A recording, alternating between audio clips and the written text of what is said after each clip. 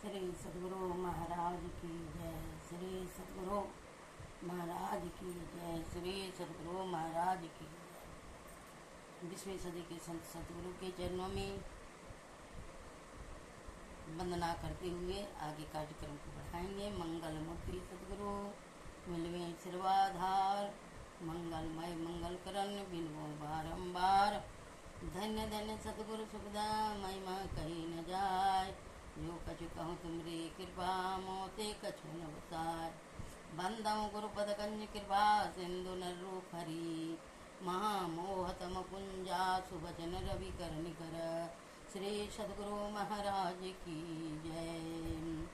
20वीं सदी के संत सद्गुरु के अति पावन चरणों में, चरण कमलों में मेरा कोटि कोटि प्रणाम, दंडवत प्रणाम करते हैं। और अपने अपने जगह पर विराजित सभी संतजन, वेगजन, विद्वतजन और धर्मशिला माताओं एवं भक्तिमती मानो सबों को मेरे अंतरतः से परमात्मा को नमन करते हुए हार्दिक अभिनंदन और पदवंदन। सभी को स्वागत है। धर्मशिला बहनों तथा नन्हे मुन्ने बच्चे सभी आवे अपना जीवन को सफल बनावे। यह आप लोग के सामने प्रस्तुत करती हूँ और ये संतवाणी पदावली से गुरु महाराज का वाणी को और रामचरितमानस से आप लोगों को सेवा में हाजिर हूँ। और आप लोग जीवन में धारण करें। पूरे वीडियो को एकदम पूरा अंतिम तक देखें और सुने समझें और चैनल को सब्सक्राइब करना न भूलें। मेरी सत्संग व मेरी नानी गुरु और शेयर करें, कमेंट में जय गुरु महाराज लिखें। ज़रूर से ज़रूर जीवन में लाभ मिलेगा। आइए सुने शांति संदेश से कुछ संतों की वाणी को।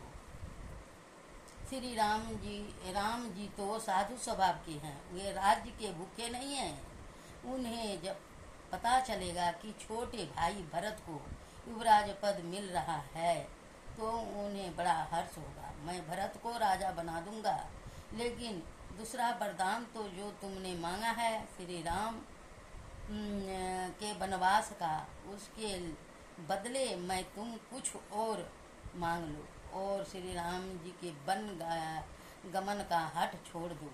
राजा दशरथ इनकार तो नहीं कर सकते थे, लेकिन वे बहुत व्याकुल हो गए।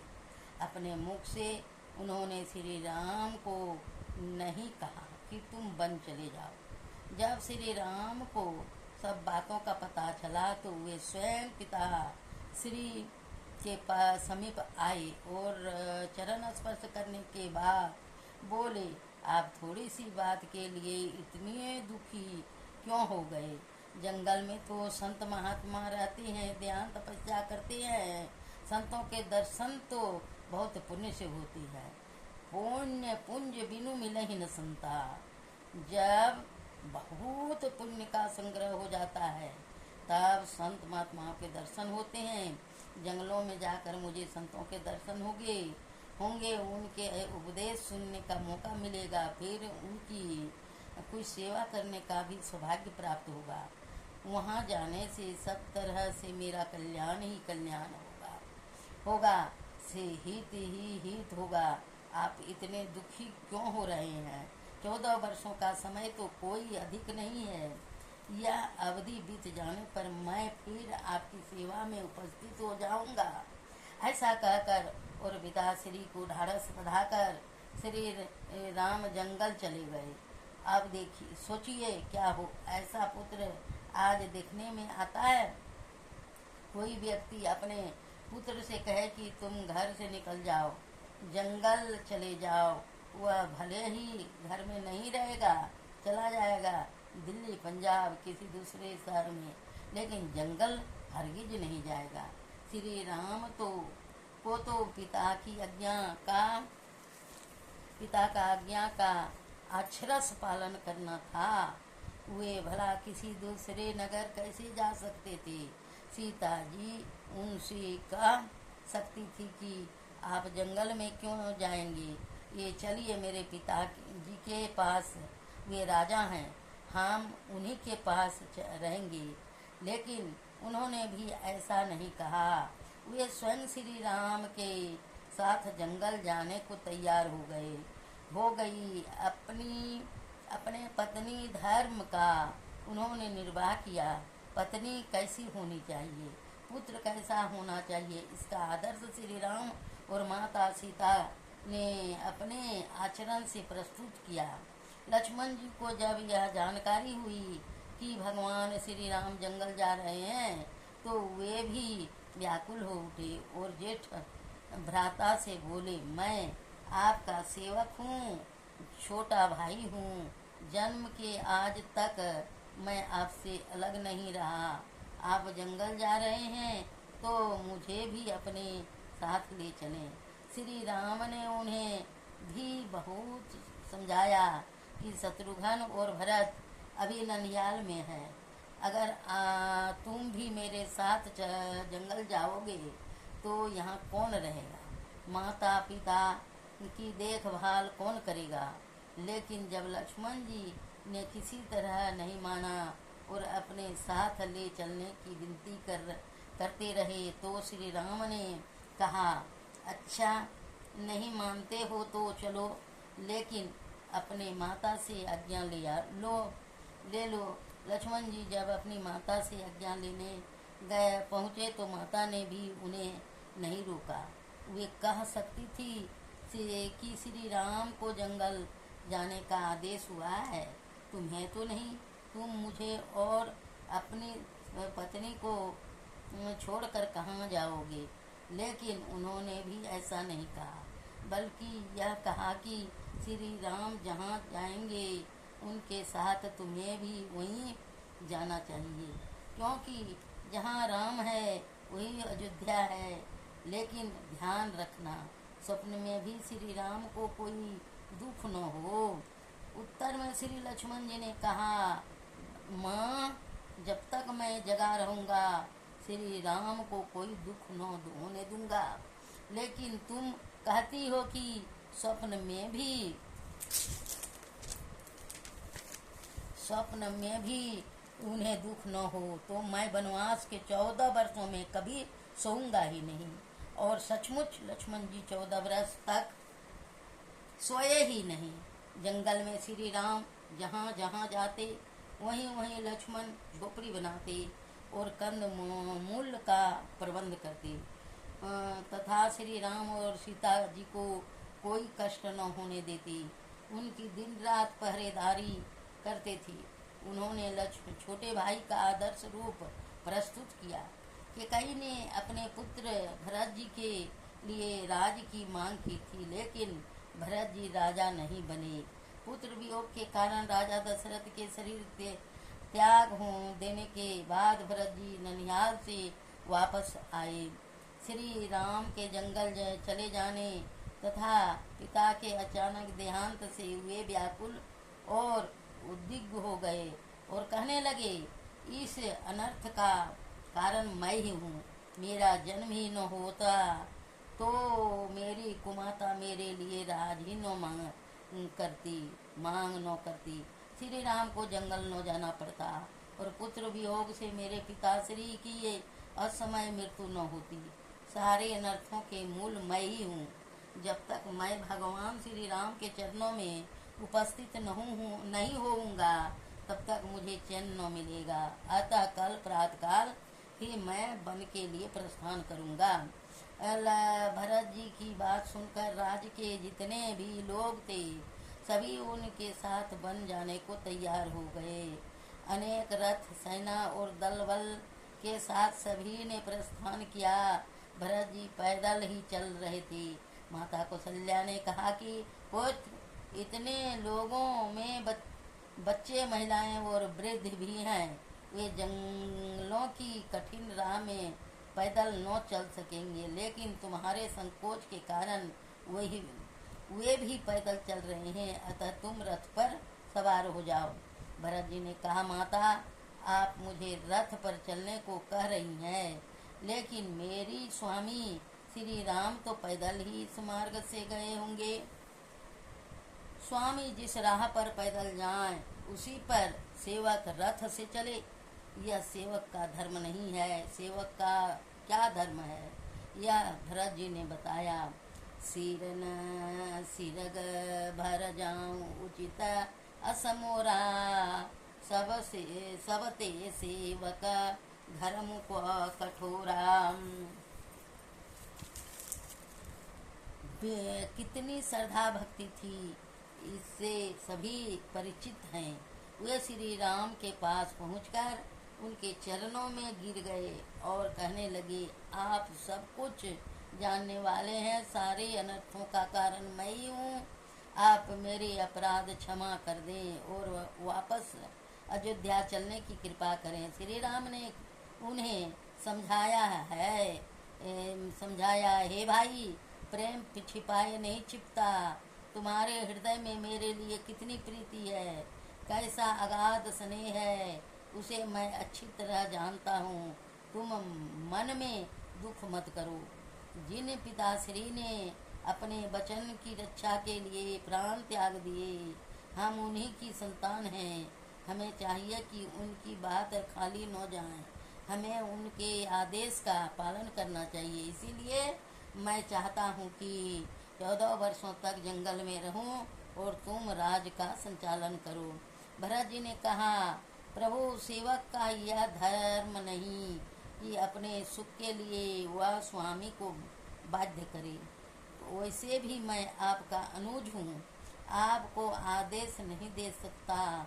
आप जो भी आदेश देंगे वह मुझे मान्य है, लेकिन एक प्रार्थना है कि मैं अयोध्या के राज सिंहासन पर नहीं बैठूंगा। आप मुझे अपनी पादुका कड़ाऊ दे दें।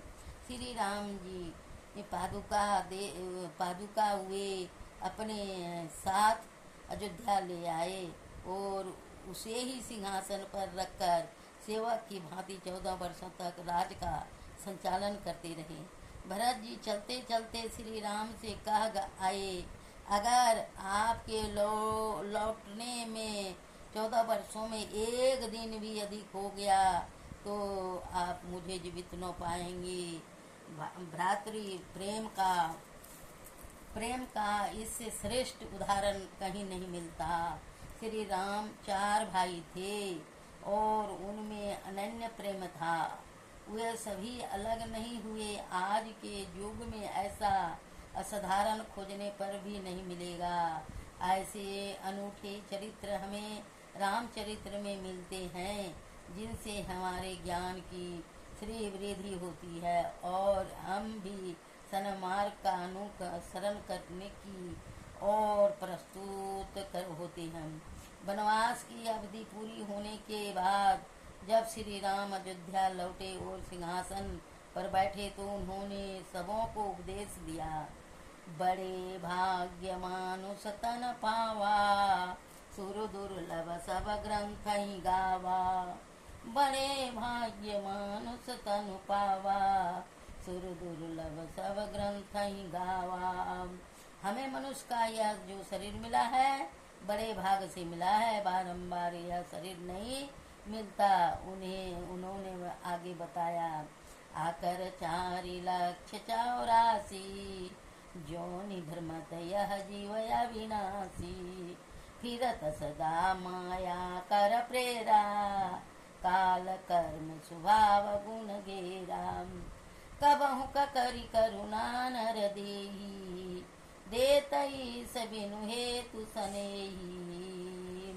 कहते हैं संसार में 4 खानियाँ और 84 लाख योनियाँ हैं, जिनमें माया की प्रेरणा से काल कर्म स्वभाव और गुण के घेरे में रहकर जीव घूमता रहता है। अकारण स्नेह करने वाले परमात्मा कभी दया करके मानव तन दे देते हैं। गुरु नानक जी ने भी कहा है, नहीं ऐसो जन्म बारंबार, ना का जानी कछु पुण्य प्रगटयो, तेरी मनुष्य अवतार। घटत छिन छिन बढ़त पल पल, जात न लागत बार। वृक्ष ते फल टूटी परी पड़ी है, बहुर न लागत डार। नहीं ऐसो जन्म बारम बार। मनुष्य जैसा उत्तम शरीर बार बार नहीं मिलता। यह शरीर कितना उत्तम है, इसके बारे में रामचरितमानस में लिखा है। नरतन सम नहीं कौन हूँ देही, जीव चराचर जाचत जेही। नरक स्वर्ग अपवर्ग निसैनी, ज्ञान विराग भक्ति सुख दैनी। इसी शरीर से उत्तम कर्म करके लोग स्वर्ग जाते हैं, परमात्मा की भक्ति करके लोग मोक्ष प्राप्त कर लेते हैं। और इन दोनों कर्मों को जो नहीं करते हैं तो पाप कर्म भी इसी शरीर में रहने वाले से होता है। चोरी डकैती व्यभिचार आदि भी इसी शरीर को धारण करने वाले करते हैं।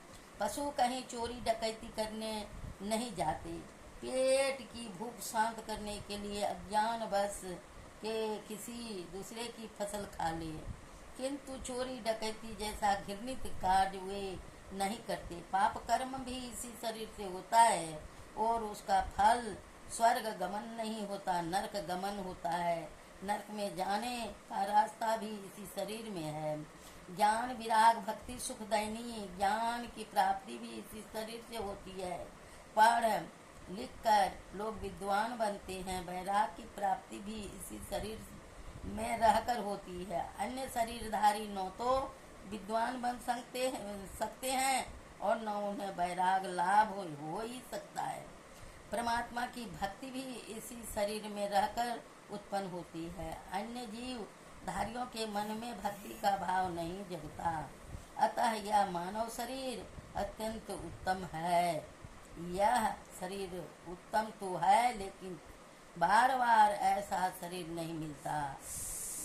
नहीं ऐसो जन्म बारंबार, नहीं ऐसो जन्म बारंबार।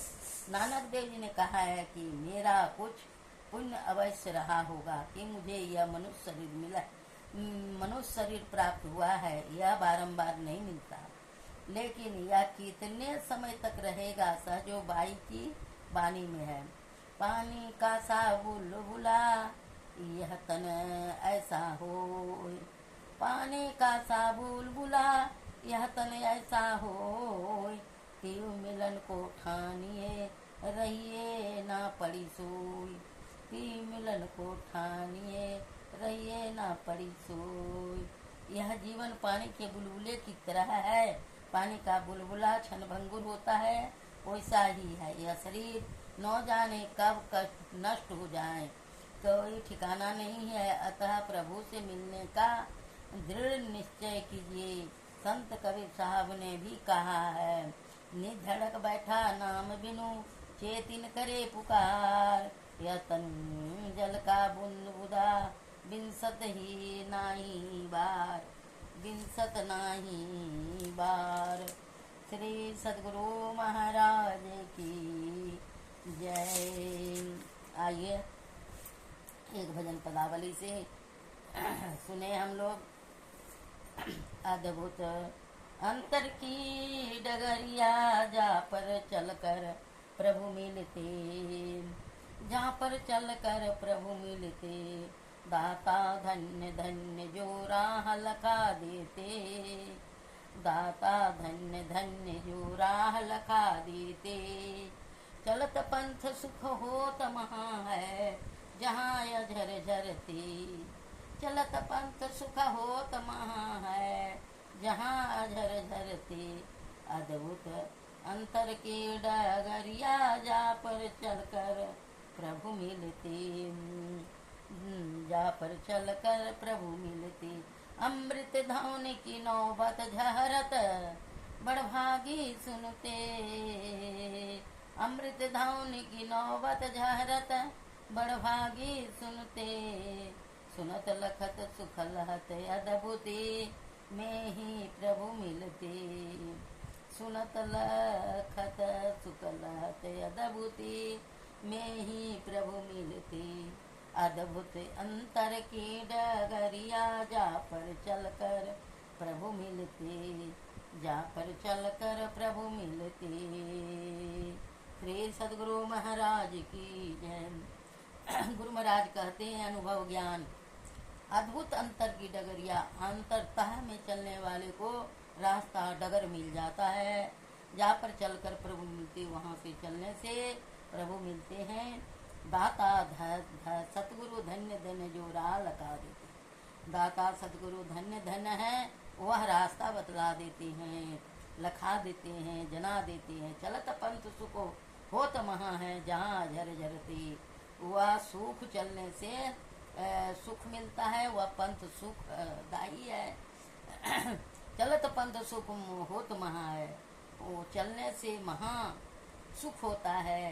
रास्ता पर चल जाने से जहाँ अजर झरते वहाँ पर अमृत झरता है। अमृत धवनी की नौबत झरत बड़भागी सुनती। वह अमृत धवनी की जो उस पर चलता है बड़ा भाग्यशाली उस पर चलता है। तो वो सुनने को मिलता है कि नौबत झरत बड़भागी सुनते। नौबत झरता है, अमृत वर्षा होती है। सुनत लखत सुख लहता अद्भुति। सुनने से सुख मिलता है तो वहाँ तो लहता है, मिलता है, वहाँ दिखता है, अद्भुत सुख है। प्रभु से मिलते, प्रभु से मिल जाते हैं। बोलिए प्रेम से श्री सदगुरु महाराज की जय। आप लोगों की सेवा में इतना ही रहा। फिर समय पर आप लोगों का सेवा करेंगे और आप लोग मेरा यह वाणी को, अमृत वाणी को और उपदेश संत महात्मा का यह संदेश है, इसको अच्छी तरह से सुने समझें और जीवन में धारण करें। और पूरा वीडियो को सुन के, और यह चैनल है सत्संग व मेरी नानी गुरु, पूरा इसको सुन के सब्सक्राइब करें। सब्सक्राइब करना न भूलें, अवश्य करें। कमेंट में श्री जय गुरु महाराज लिखें और शेयर करें, लाइक करें।